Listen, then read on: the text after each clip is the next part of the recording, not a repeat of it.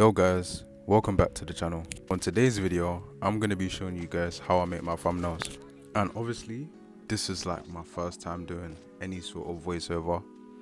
So if there's any issues with the mic or the quality or anything in general, just let me know in the comments and I'll try to get it sorted out for the next video.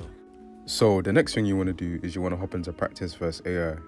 So Practice AI is the easiest to use because there's only bots, so no one will disturb you while you're trying to take a screenshot. The first thing that you want to do is make sure that you have a clear background. So you move all of your icons to the left and out of the way.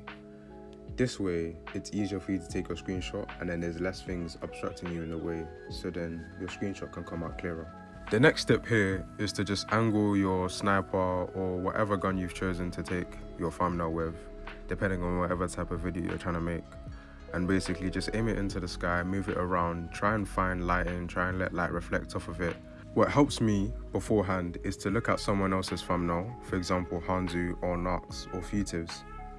Once you find a thumbnail that inspires you and you want to kind of use that to make your own thumbnail, obviously switch between apps and try and look at them to see if it looks similar to what you're trying to go for. And then once you think that you've got it, you can just exit out of the app. Alright, so now what you want to do is take your screenshot and go into either PicsArt or Photoshop Express. These are the two apps that I recommend that you download for this video. They're both free and I'm pretty sure they're both on Apple Store and Android.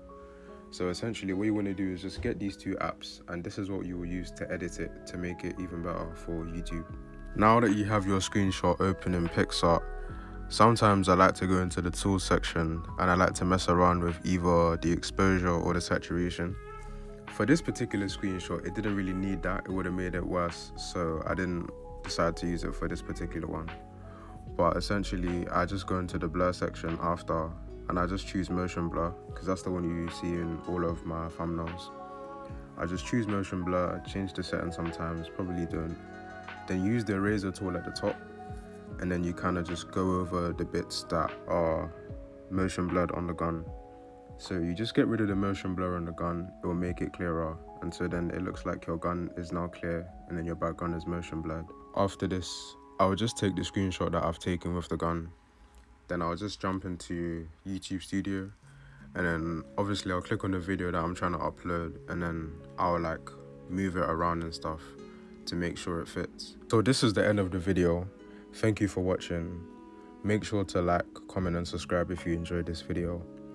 I'll post more stuff like this in future if you want it. Just make sure you let me know in the comments.